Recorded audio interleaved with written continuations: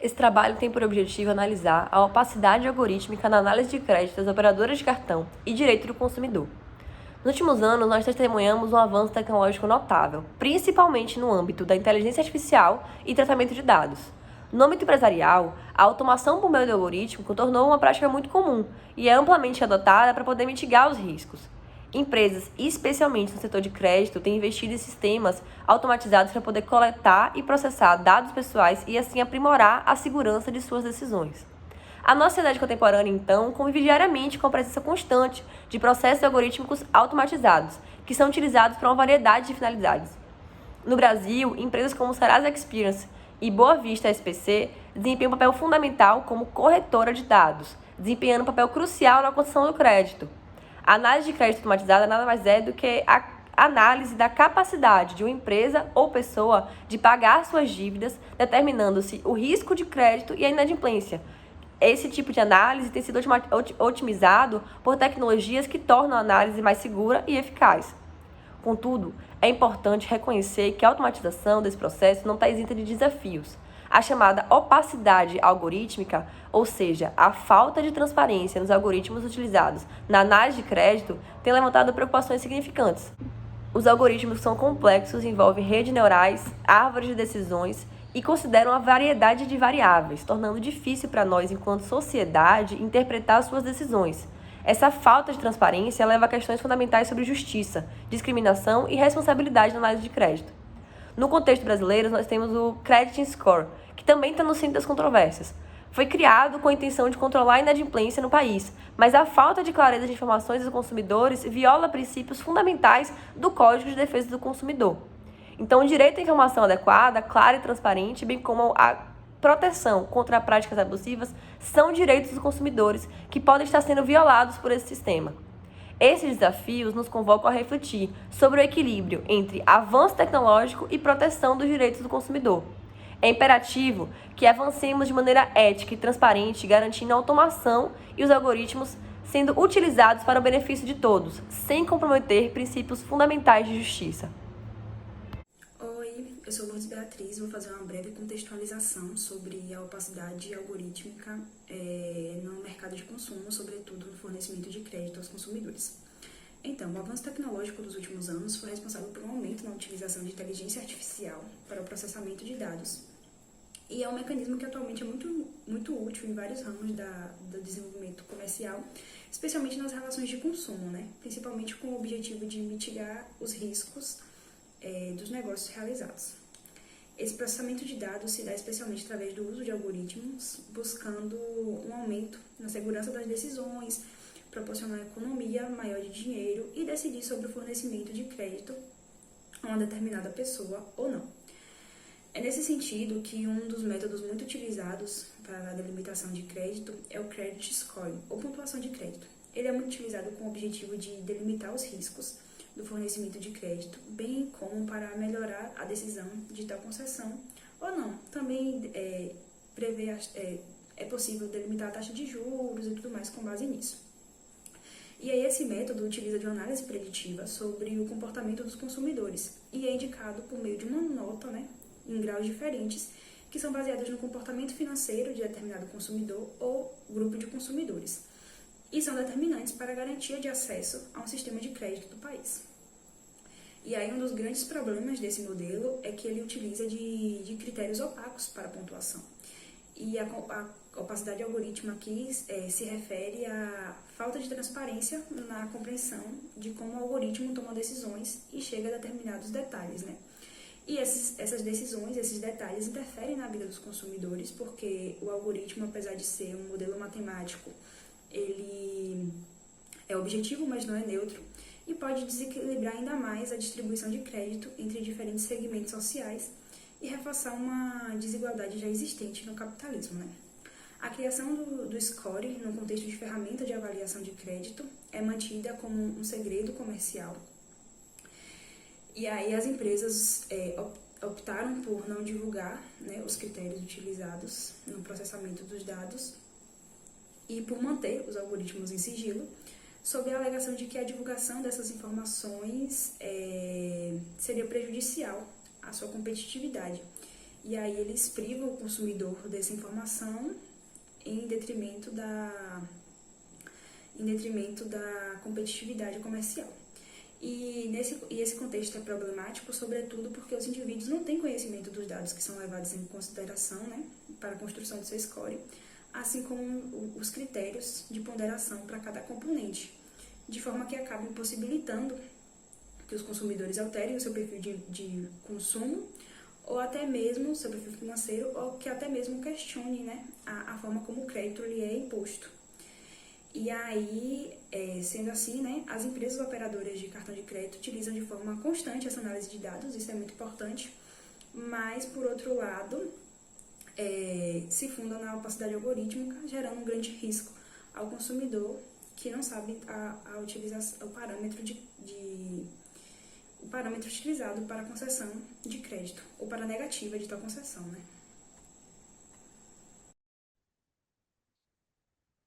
Dando continuidade à minha colega, a opacidade algorítmica diz respeito à falta de clareza dos algoritmos acerca da análise de crédito dos cidadãos. Tem sido cada vez mais fundamental, cada vez mais utilizada machine learning para análise de crédito das pessoas. Então, as instituições financeiras, as instituições bancárias, principalmente no que diz respeito a cartão de crédito, têm utilizado cada vez mais algoritmo para fazer essa análise de crédito. E os algoritmos principais utilizados são as redes neurais e as árvores de decisão.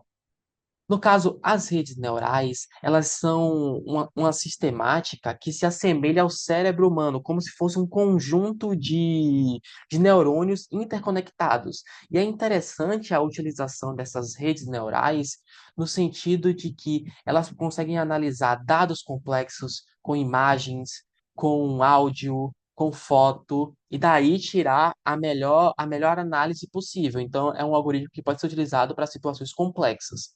Já a árvore de decisão, ela faz a sua análise baseada em características de conjunto de dados, em aspectos desses conjuntos de dados. E é interessante utilizar a árvore de decisão porque ela é fácil de ser interpretada, ela é fácil de ser colocada em gráfico, e, portanto, a partir daí interpretada. Só que ela tem um problema de que ela é muito suscetível aos dados de treinamento. E aí, quando se coloca outros tipos de dados, dados estranhos que não os dados de treinamento, a sua análise fica razoável. Então, partindo agora para uma análise a respeito da utilização de cartão de crédito pela população brasileira, que foi realizada em 2022, que consta no nosso trabalho, percebe-se que a maior quantidade de dívidas, as dívidas mais onerosas do brasileiro, estão nos bancos privados, tanto os pequenos quanto os médios, e nas instituições financeiras.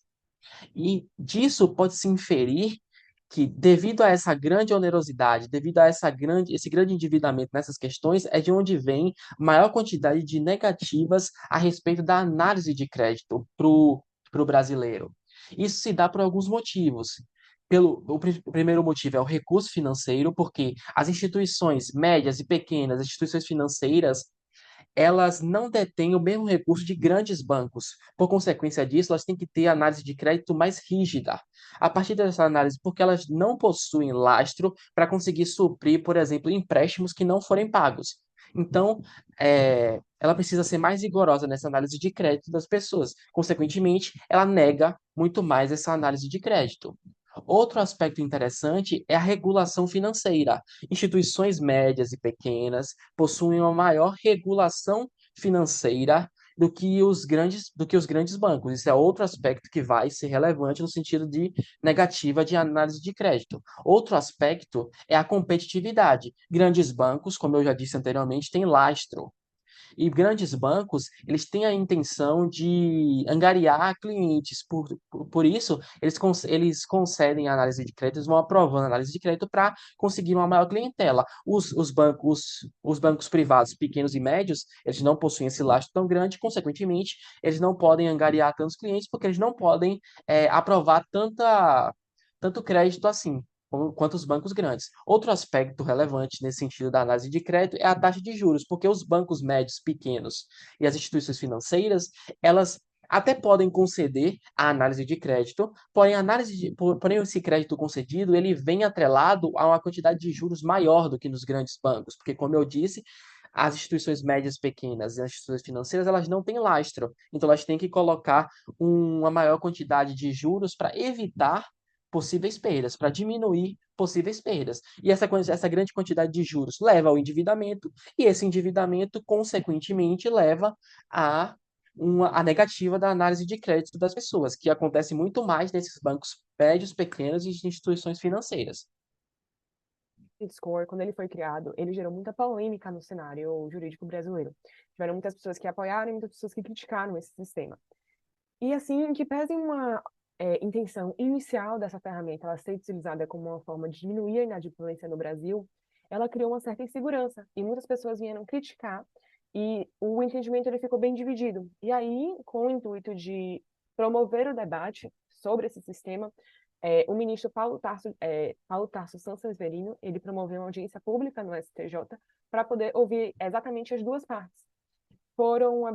21 pessoas foram habilitadas para falar nessa audiência, e ela teve exatamente esse intuito de promover um debate quanto à classificação desse serviço dentro da proteção de crédito e sua legalidade ou não dentro do sistema jurídico brasileiro. Entre os argumentos que merecem destaque, assim, para o lado das instituições financeiras, para o lado dos defensores dessa plataforma, teve o representante do SPC, Rodrigo, que afirmou que o crédito ele não é um direito do consumidor, mas uma conquista, afirmando ainda que não há de se falar em notificação em razão exatamente da natureza do score não ser de armazenamento de dados, mas sim um método quantitativo da análise do crédito.